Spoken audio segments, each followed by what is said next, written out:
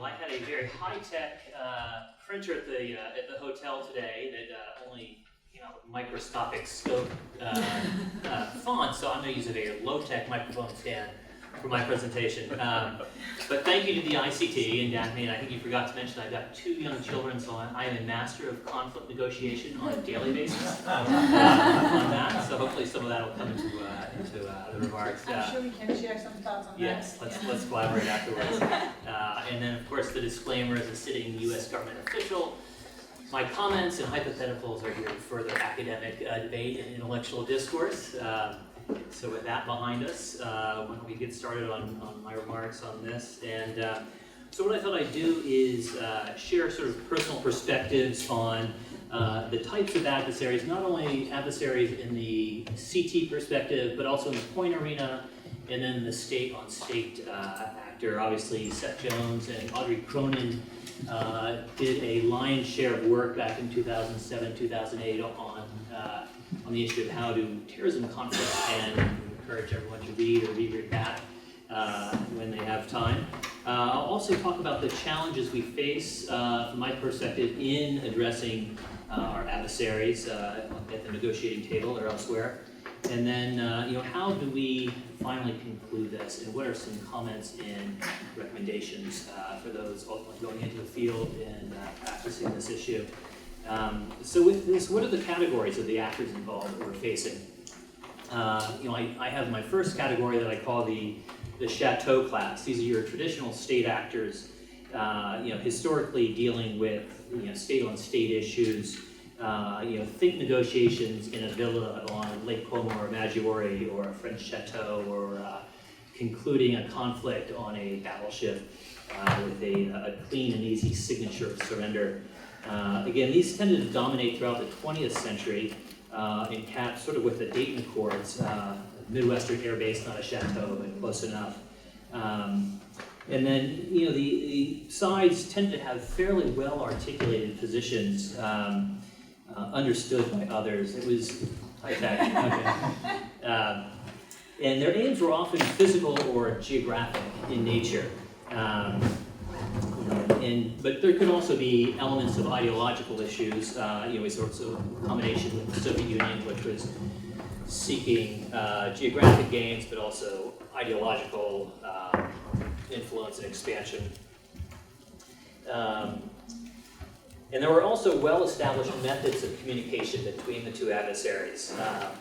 Not only did we have students going to Moscow to study Marxism and Soviet foreign policy, we were also able to have the leaders sit down and convey thoughts and grievances, thinking about like Reagan and Reykjavik with Gorbachev, or other high-level negotiations. These states, I feel, tended to act fairly logically through their processes, and would often weigh making compromise to secure the overall best outcomes. And like markets, they often reacted and feared chaos or unpredictable futures, so they had a stake in some level of stability. And finally, these groups also had fairly well-attuned domestic constituencies that they also had to be mindful of and often respond to.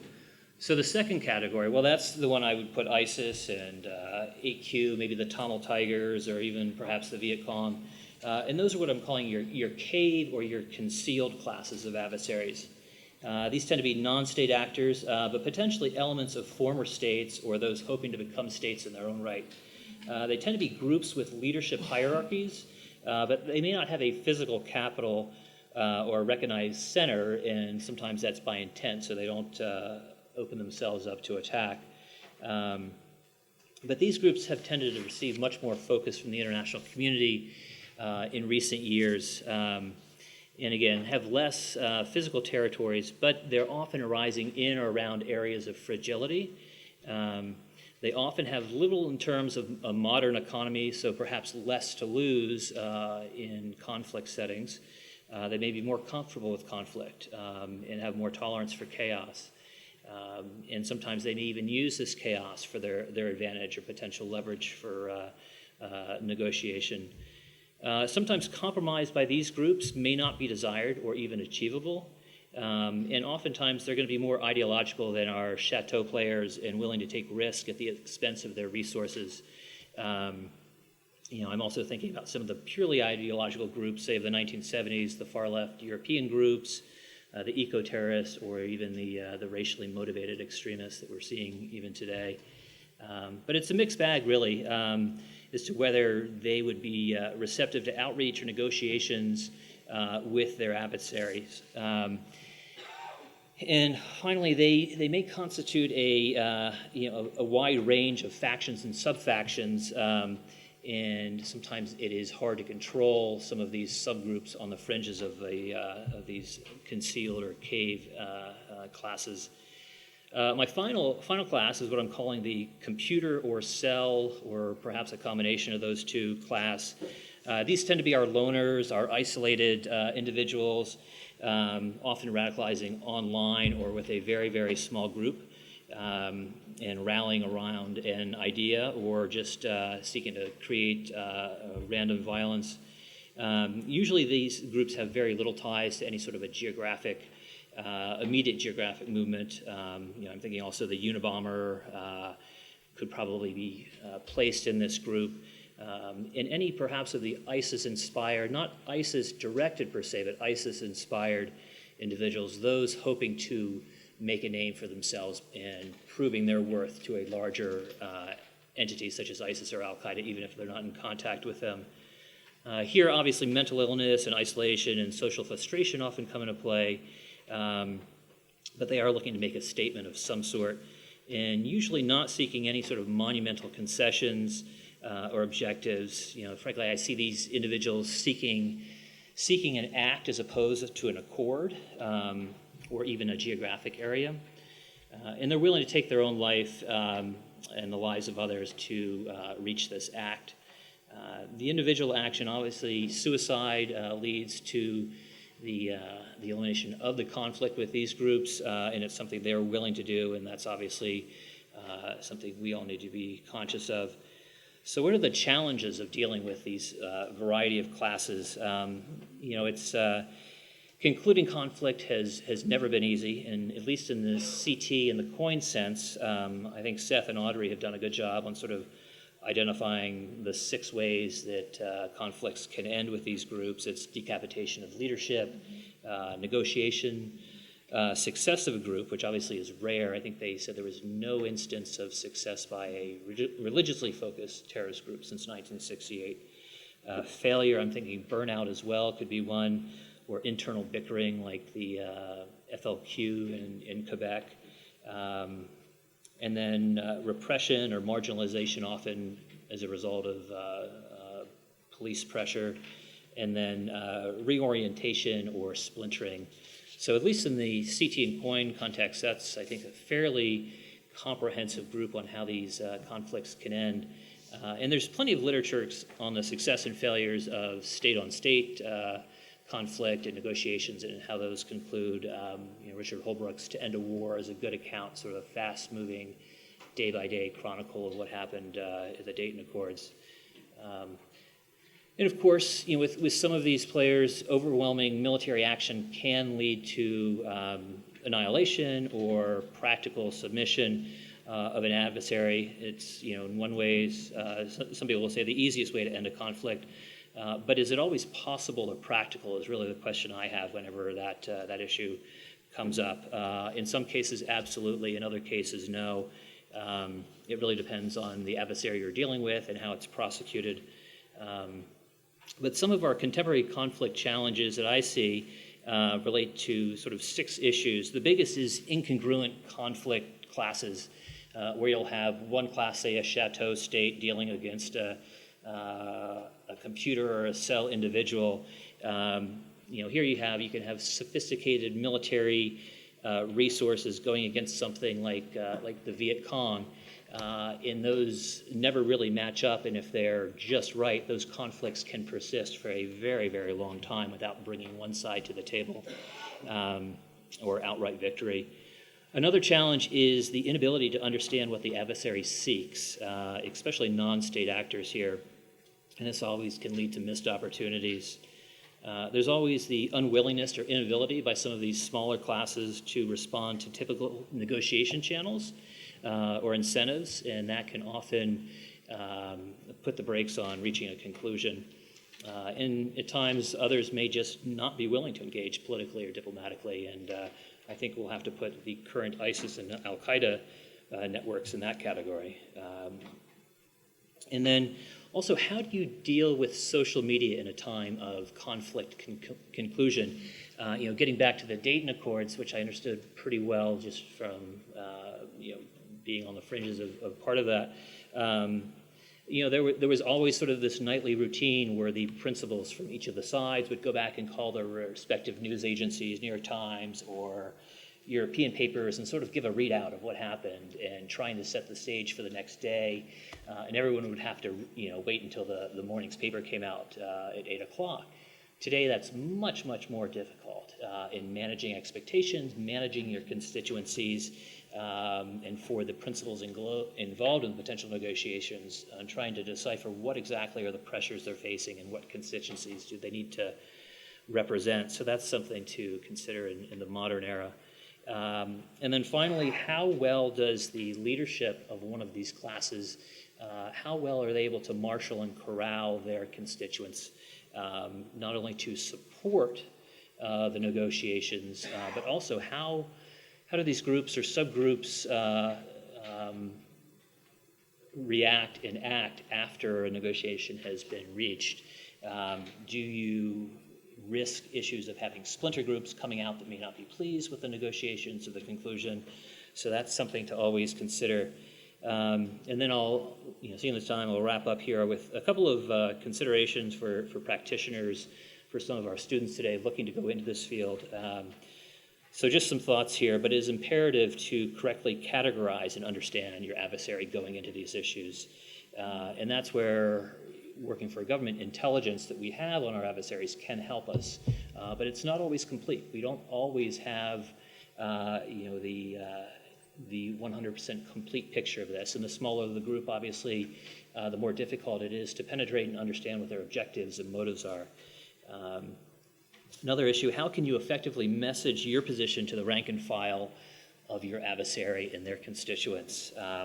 How can you convince them before you go into the negotiations that negotiations and conclusion is actually a good thing, not only for your side, but for their side as well? And then how do both sides define victory and success? Are they even compatible? And that's something absolutely you need to know going in to the negotiations or however you're seeking to conclude conflict. And again, what are their red lines, and and how willing are they able to negotiate and compromise to achieve their objectives. And then, of course, if negotiation is not possible and you end up using military or police activity, how do you manage that? How do you manage that in a way that does not extend or prolong the conflict or give rise to a new generation of adversaries, which is a huge issue. And then finally, what do you do to put in place insurance policies should negotiations fail, or if the whatever the concluding agreement looks like may not be completely airtight? What do you do to back yourself up? And do you relay that to the adversary before or during the negotiations? And that's sort of related to my final point here, which is how is the conclusion portrayed and passed on to the next generation? Are you setting yourself up for a martyred cause that could come back in 30 years? I remember reading about the Battle of the Fields of Blackbirds in 1389 was something that was directly relevant to certain parties in the Yugoslav conflict in 1999. And so that's something we always need to be conscious of. So with that, I guess we'll back and go to questions.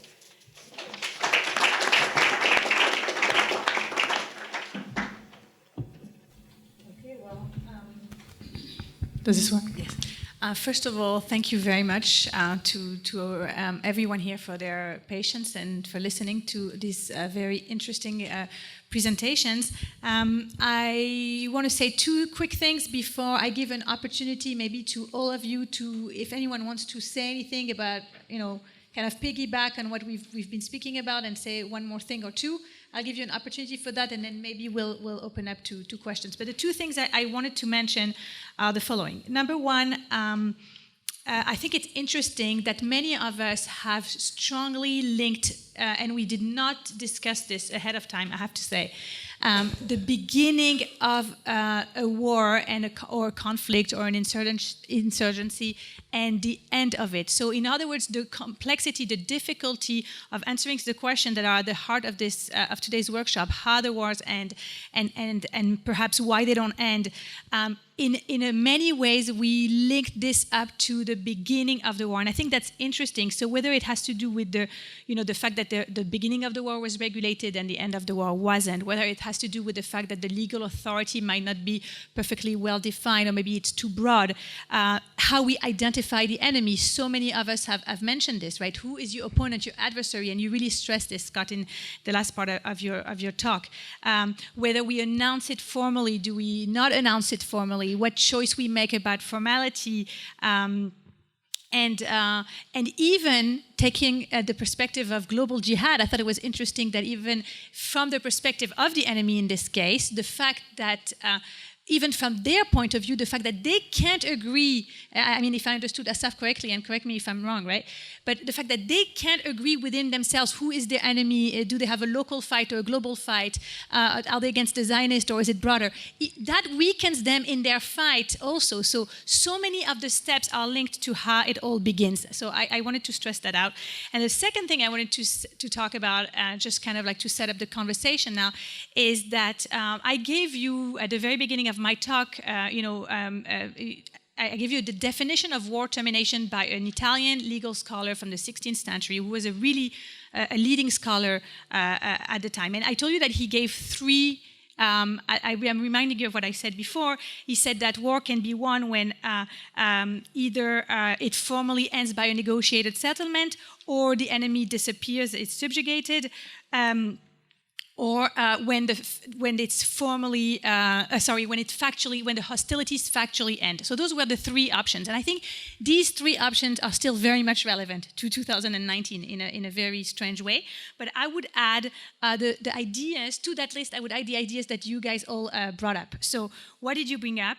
Laurie and Bill, you brought up the idea that there could be a new group that arises, either from the ashes of an earlier group, but basically if we have the legal authority to fight a new group, that implicitly means that our conflict with the previous group is somewhat over. So we could start all over again, right? When self-defense ends and we start the cycle again. So that would be a way that we know that the conflict has ended. So I would add this idea of like a new group or a renewed start of another conflict, which takes the place of the previous one. I would like, you mentioned, Scott, you spoke about Seth Jones, and we had a conversation with him. I don't think, he's not here, right? He's here? He is, at the end. Yeah, I hadn't seen you. Wonderful, even better. So now you can correct me also if I'm wrong. But I thought we had a fascinating conversation with Seth yesterday, and he brought up a fantastic idea, which I want to add to our list of how wars end.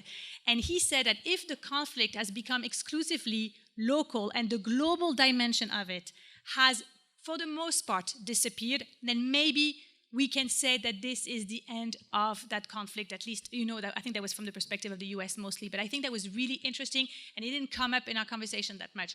If it becomes local only, maybe that's something that we can call a victory. And finally, I want to add to the list Brian's fantastic definition, which I have to read because it's so fantastic, I couldn't remember it. So what is victory in 2017, on September 11, 2017? Containing the threat at an acceptable level and at an acceptable cost. And, as an Israeli, this really resonated with me because I think in Israel, for many Israelis, what is it to live in peace? To live in peace for an Israeli is to a great extent containing the various threats that don't disappear. They are there, but we contain them, to an acceptable level. It's not 100%. And at the same time, the cost that we have to pay for that remains acceptable to Israeli society. So I think that was fantastic, and I think, you know, even locally here, I think it resonates. So those are the 6 that I think we can kind of like list as a conclusion to this. But now I want to give you an opportunity to either say anything about what I said or anything about what anybody else said. So. Thanks. I want to thank all of our speakers for offering such great commentary. And I want to throw out a couple of points. The law of war does give us some hints as to when it stops applying, which from the law's perspective means the conflict is over. But I don't know how useful, you know, it may not help us much. But in general, it says the law applies until the end of active hostilities or the general close of military operations. And the general close of military operations is understood as when the last shot is fired. That's great when we're talking about a state fighting against a state, or maybe even, and I could have said this 2 weeks ago before the FARC leader changed his mind, maybe even, you know, a very territorially focused non-state group like the FARC or something similar where they would enter into negotiations with the state. You might say they have actually, you could say the last shot has been fired, we can see the end of fighting. But again, the news from the last week or two shows how elusive that is. So the law does give us some hints, but they're very hard to apply to the facts in these circumstances. And I want to throw out 2 other points. I often will throw out what audiences think is a very trick question, and I say, what comes after war? My students always stare at me for a while. What is this crazy professor asking? What do you mean what comes after war? Well, it's a very simple answer. It's peace, right? I mean, that's in essence, right? When we say the end of war, how do we identify the end of war? On some level, it's a super easy question. The end of war is peace. The problem is, you know, I'm thinking about, Daphne, what you just said. What is, okay, now I'm going to be philosophical. What is peace? Is peace really that there's no fighting going on? Maybe that's how we would define it in a dictionary. But I think in the terrorism context, what we can take from this entire conversation and from decades of studying terrorism and counterterrorism is that you don't win it, you manage it. Right? You manage it at some level that is acceptable. And what's an interesting question is, how do you win something that you actually need to manage? And maybe win is not even the right word. And I'll throw out one other question that maybe some of these smart folks here or some of you can answer, which is, and I think Scott alluded to this very clearly, which is you have to understand what the adversary is seeking. And the adversary in a counterterrorism fight is not always seeking victory. It may simply be seeking the ability to continue to poke and poke and poke and attack and attack and attack and disrupt and annoy and upset and, you know, cause spectacular numbers of deaths, but it may not actually have any actual concept of victory. So what is it? Again, these are philosophical questions I'm not equipped to answer. But can you, if one side isn't seeking victory, can the other side seek victory? I don't know the answer to that question. But, you know, what's interesting is to try to take the law, see what guidance it can give us, and eventually it hits up against some walls. And we need to start thinking creatively about how to fit facts into the legal construct. Gee, you know, you just, your last phrase was, how do we fit facts into the legal construct? Which is an interesting notion, because do you fit facts to fit into the legal construct, or do you construct new law to fit the facts? I mean, several questions have occurred to me, and the point of conflict ending and the law. I mean, is the objective here to create law to facilitate ending conflicts? That would be an objective. Is it, if the mechanism is simply to figure out a way to end one conflict with one particular adversary, knowing that the follow-on will be another conflict with the extension of that adversary, then that puts us in the conditions of, 19th century imperial powers. I mean, the British in Africa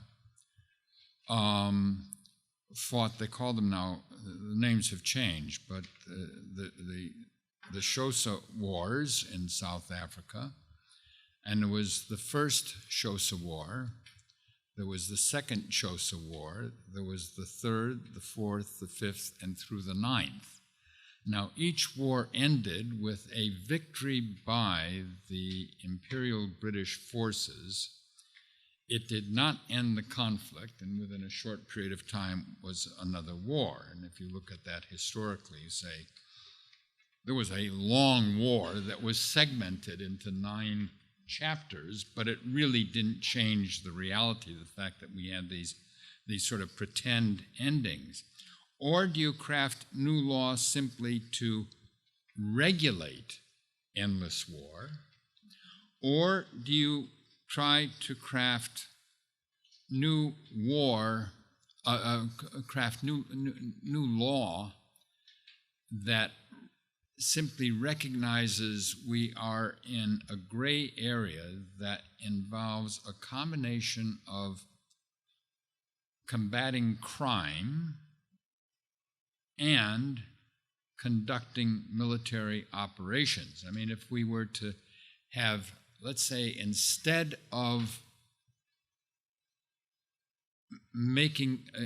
starting the global war on terror, we said this is a huge criminal problem that we're dealing with. Now, no one would expect, for example, someday either the Metropolitan Police in London or the New York Police Department to say, we have defeated crime, there are no more criminals, we are demobilizing the police department, it's done. That would be an absurdity. But what is the difference? The difference is the words that we use and how we have defined it, in one sense, creating an expectation of an ending, and the other accepting that we will continue combating crime, we will continue combating terrorism. These are enduring tasks. Groups may be destroyed along the way, other groups will appear. Is that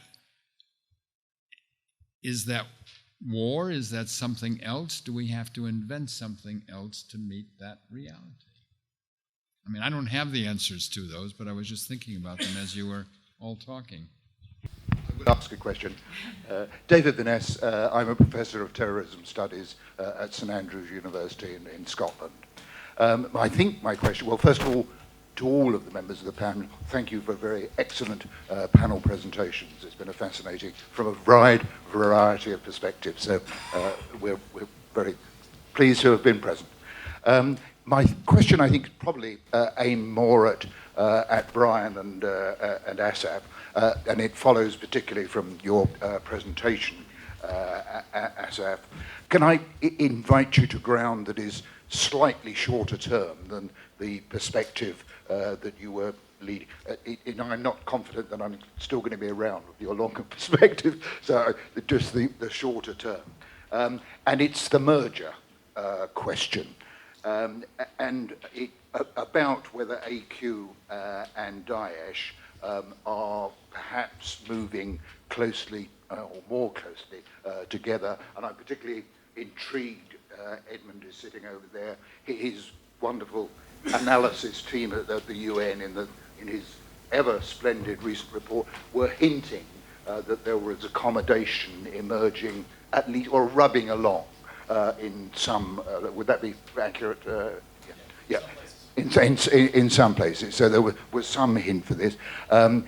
Also, that the splendid Ali Soufan, whose name we should certainly be mentioning today because he was the first American who evidentially linked Al-Qaeda suspects with the horrible events of 18 years ago. So he deserves a place in the panoply of Hall of Fame.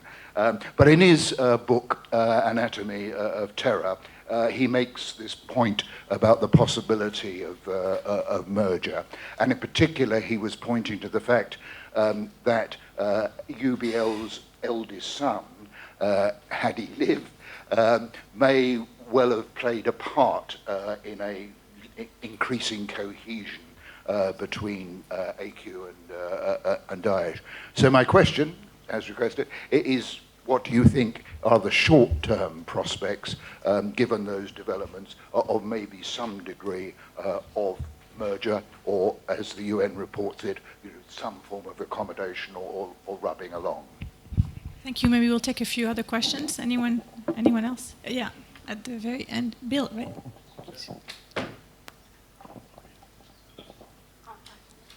No, I think the gentleman at the back there. Thank you.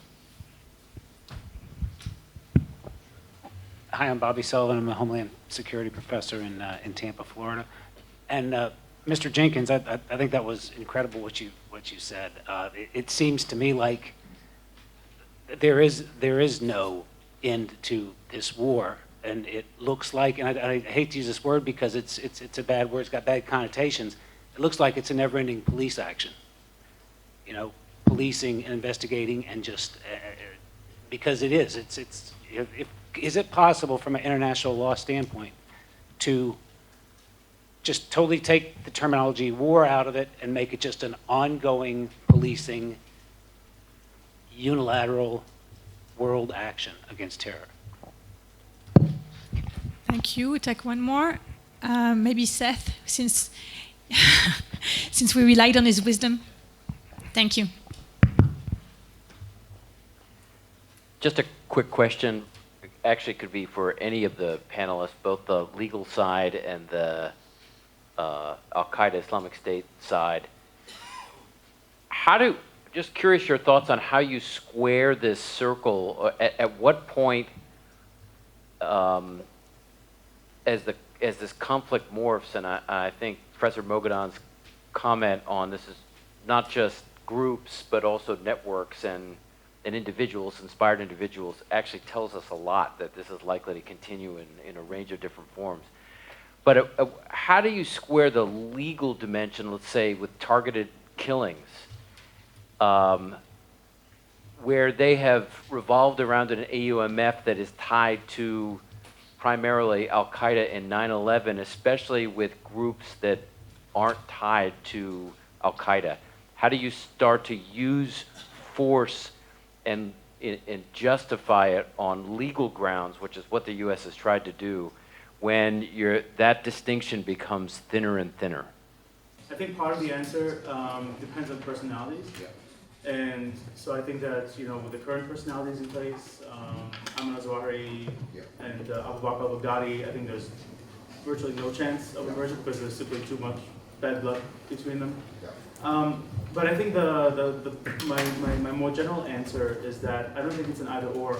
I don't think it's an either-or issue, meaning either a merger or not a merger. But I think that instead, I think what's far more possible is that we are going to see a lot of regional variation. And that kind of ties into my point about the growing kind of localization and multipolarity of the global jihad movement in general, where I think a lot of these groups are increasingly going to develop some kind of more autonomous position, becoming hubs in and of themselves. And some of their local allies might have leanings towards Al-Qaeda, others might have more leanings towards the Islamic State. I think that we're going to see a lot more complexity. I think that, so we might see that elements of Al-Qaeda and the Islamic State might cooperate together in certain regions. They might not cooperate in other regions. And by the way, I think that, I generally look at cooperation actually as a better framework than merger, because merger to me has a very, very high level of threshold, joint command and control Whereas, cooperation can be, can have a much, much lower threshold, right? You can have a very strong cooperation, but you can also have like low-level cooperation, tactical, transactional. So I think that what we will see a lot is going to be some degree of cooperation. I think we'll also see, of course, a lot of competition, right? Because as we see more actors in general, we'll see a lot more. I think that we'll have to pay a much closer attention to relationships in general between these militant groups. It's no longer, if we want to identify the threat going forward, we no longer can, merely look at Group A, Group B, Group C, but we also need to look at relationships between these various groups. So it's a bit of a long-winded question, but I think that, in areas also where, we've heard Stig Hansen, I think, was talking about Africa at one of his keynote addresses, and he says that Al-Qaeda is much stronger, for example, in Africa. So I think in areas where one of the two groups has a much, much stronger presence, I think that there's probably less of a likelihood of, cooperation, because Al-Qaeda in Africa, being stronger, is probably going to want to dominate that region and not allow, some kind of entrance to the Islamic State. So my short answer is a lot of regional variation, a lot of work for intel analysts. We need to do a lot of local case studying. Terrorist groups, organizations, terrorist groups are not disciplined organizations. They're organic, and therefore, even as we look at the division between ISIS and Al-Qaeda,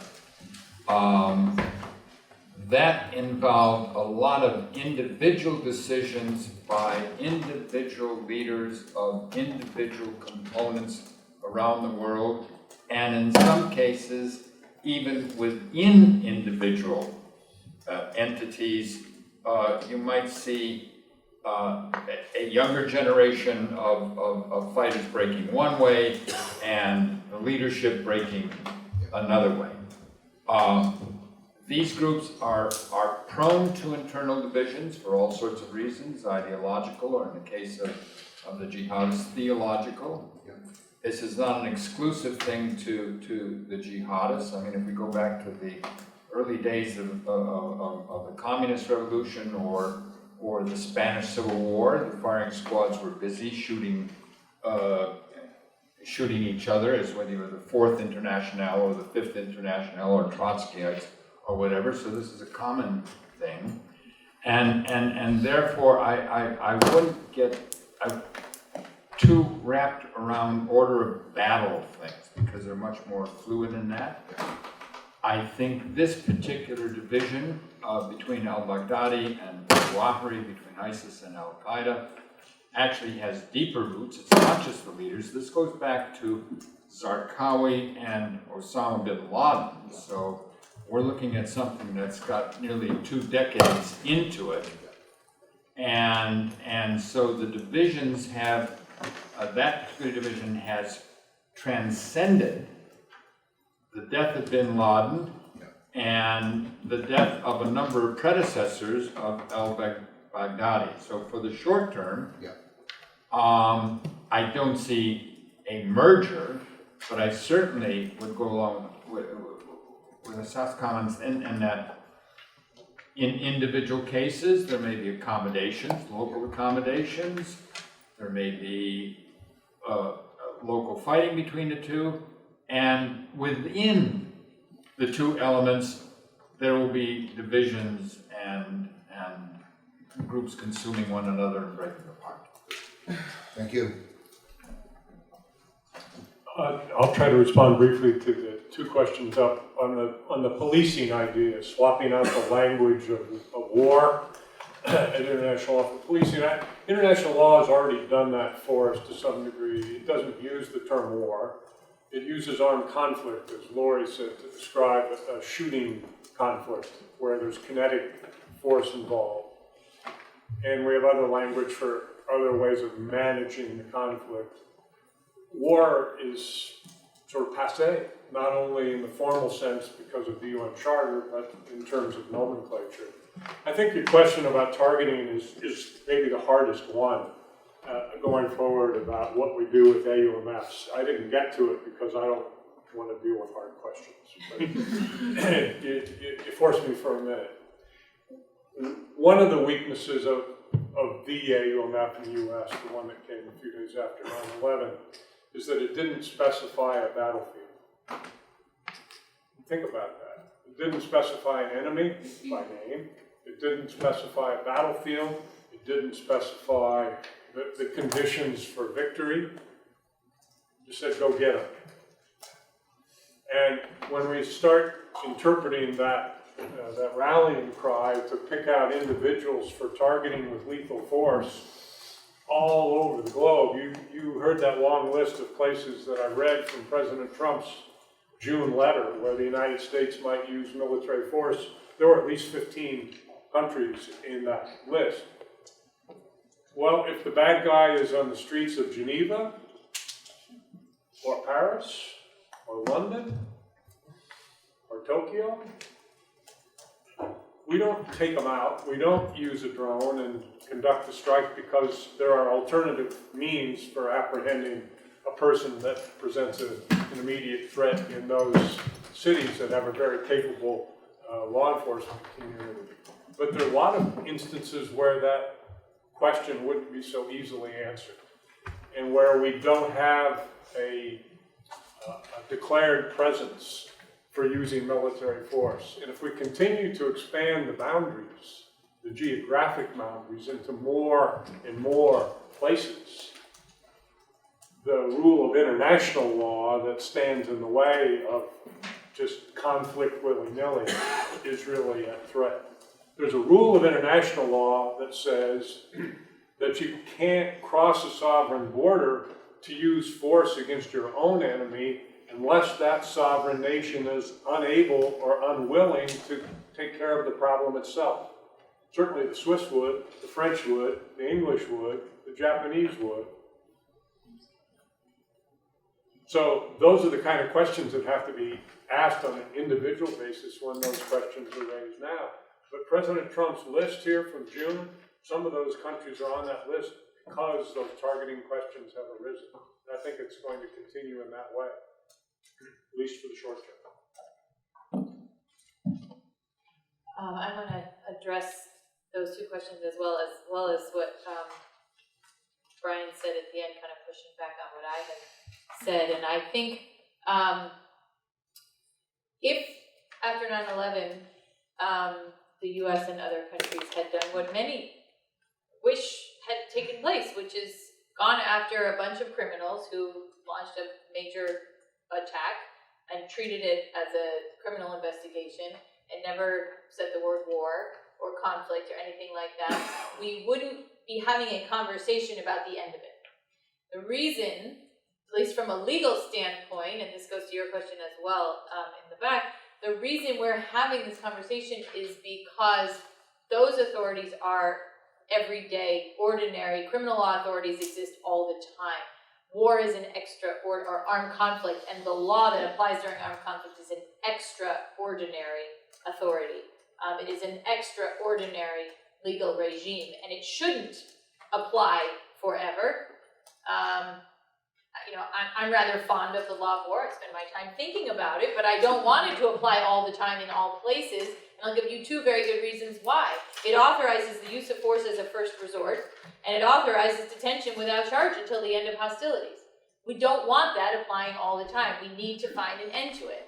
That's why it matters that we can, the problem is once we defined early on, we, the U.S., essentially the protagonist in this sense, the U.S. harnessed the authority of the law of war by saying we are in a conflict with this group and this group and this group because it wanted those authorities. With authorities come obligations. The U.S. took those on a little more slowly, but it got there eventually. But at some point, as a result, once you trigger it, once you pull that out of your pocket, you have to then eventually be willing to say when it goes back in the toolbox, when you don't get to use it anymore. And that's the place where we are now. And that's why from a legal standpoint, it matters. And that's why we also can't necessarily just create new law because unfortunately for law professors, only states make law. Much as we might like to sit around, lots of people, but the likelihood of new law being created in the context of conflict, of the use of force, is zero, I think, is a reasonably fair statement, right? And that's okay, the law is actually quite good. So that's one reason. When it comes to targeted killing, just to layer onto what Bill was saying, beyond the domestic issue from the AMF is extraordinarily fraught because of the unboundedness of the AUMF. But from international law's perspective, we actually have quite a lot of law that tells us how to think about this. And it depends on whether we're in a situation of armed conflict or not in a situation of armed conflict. If we're in a situation of armed conflict, as the law understands it, then you can, and one party of that conflict can target anyone who is a member of the enemy forces at any time. So, the term targeted killing sounds horrible.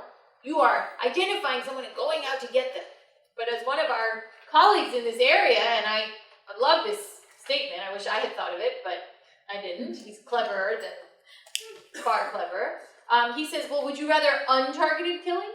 Like, should we just close our eyes and, no, the law actually wants targeted killing. It wants you to identify, discriminate, meaning distinguish, not discriminate in the civil rights sense of the term, but distinguish and only target those who are members of the enemy forces. So in a sense, targeted killing is the application of the law of war to a better level, right? So that's one piece. Now let's say we're not in armed conflict. There's a group of bad guys out there. They're threatening our people, our territory, but we're not in a conflict with them. Now we're talking about self-defense. And we have to get to that place where the threat they pose, they've either launched an attack against us or they're about to launch an attack, so it triggers the right of self-defense under international law.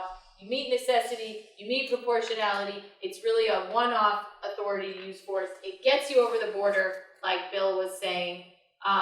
So it depends, right? Now what the U.S. has done, last statement, what the U.S. has done for it did this for about 8 or 9 years at the height of the use of drone strikes against any number of terrorist groups, Al-Qaeda, the Al-Haqqani network, Northwest Pakistan, etc. The U.S. would always say, when it reported, you notice we always got the number 3 in Al-Qaeda, always, right? So whenever we said, launched a strike against so-and-so, right, the U.S. would always say it was in the context of an armed conflict and in self-defense. Just like playing a shell game, using both cards so nobody could really figure it out. We got it covered by both legal bases. So it's a little hard to tell which thing fits in which framework, but that's essentially the way we would identify the legality of those actions. Okay, so No. there can be no new law. So there's been Well, it's unlikely. There unlikely. can be, but it's All right. unlikely. It's unlikely to be any new law, new written law.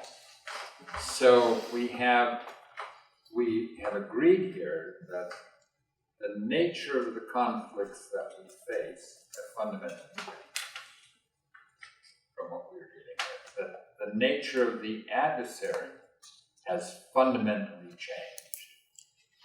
But it is unlikely that the law will change. And therefore, we are, in a sense, being pushed in to make the reality conform to the artificial regimen of existing law. Let me say I even accept that. Then the natural response to that is to do exactly what is being done, and that is to take that law and to stretch it and bend it as far as you can so that you are always operating within the law. So to meet this strange circumstances, in a sense, we are doing a logical thing. We are distorting the law of conflict, law of conflict doesn't match the circumstances and is not likely to change. I mean, I have problems with executive authority. I think there's been far too broad assertions of executive authority. I think we really are in danger of I'm serious, of an incremental tyranny, even within our liberal democratic states. But in order to address these problems and not create a situation which is going to create the kind of reactions which is potentially even propel us further into toward tyranny because of frightening people, I am going to try, as I say, distort, bend, stretch, get legal cover for anything I think I have to do. So you have created a law, a regimen law has been created that invites, in fact demands, that it either be outright ignored or that it be distorted in ways that it can be theoretically preserved as a principle, while people go ahead and do what they think is necessary. Is that where we are? You want to defend the law or should I? At the risk of our getting too abstract and philosophical here, I think I can add something of value here. I think we do make new law, and I think we make new law all the time in this space by practice, by doing new things. There is a species of law, international and domestic, called customary law. It's unwritten. I think Lori's dead right that it's a really high bar to write a bunch of new laws that are going to fit these circumstances. But we're evolving our understandings of the law by state practice. It's a legitimate theory of international law. It's accepted around the world. How it's marked, measured, counted is not universally understood or accepted. It's different in different nation states. Justice Felix Frankfurter, once said in a famous case in the United States about the President Truman's attempt to seize the nation's steel mills in the midst of the Korean War, they said no to Truman. And think about that for a moment. There's a president trying to win a war half a globe away. And the Supreme Court said, no, you can't nationalize the steel industry in the midst of the strike. Very bad war that the United States was just getting clobbered. Frankfurter said, long practice ways of governance can, if conducted over and over again in good faith by constitutionally elected officers that are bound to uphold the Constitution, can ripen into a custom that can gain credence as constitutional law if acquiesced in by Congress. I'm not directly quoting here, I'm paraphrasing. So long-standing practice taken by officers that are bound to support and uphold the Constitution, acquiesced in by Congress. Those are the key criteria. So you can't secretly make new customary law, Mr. President or Mr. Prime Minister. But if everybody sees your cards and you're doing things over and over again, you're conducting drone strikes in Pakistan and in Yemen and other difficult places. Congress doesn't say a thing, but they're told. Maybe the scope of the defensive power to respond to provocations like that expands. And I would assert that over the course of 18 years, to pick a familiar time horizon here, the scope of defensive war power globally has expanded for the government. The United States government is a peculiar choice because we have this separation of powers thing. Most of the world, it's just the government. The scope of that power has expanded in 18 years' time through custom. Whether that's a good thing or a bad thing is another set of questions.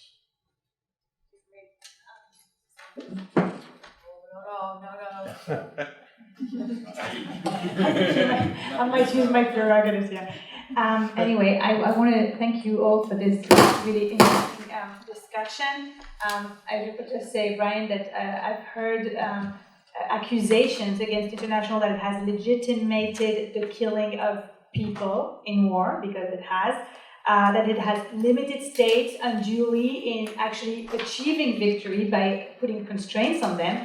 But I had not yet heard that international has basically set up its own demise by being too inflexible. But I think you're actually preaching a bit to the choir here, because at least definitely Bill, but also Laurie and I were very pragmatic, and we believe that international should be always interpreted in a way that takes into account the reality on the ground and what are the considerations of a particular conflict or fight in a particular domain or using a particular weapon. So I will just put this out there, but ultimately I just want to say that I think we have reached some very interesting insights as to what the end of war may look like and what it is that we may be looking for, about how we need to set our expectations, and how the beginning of it all basically sets the stage for the complexity that we might reach at the end.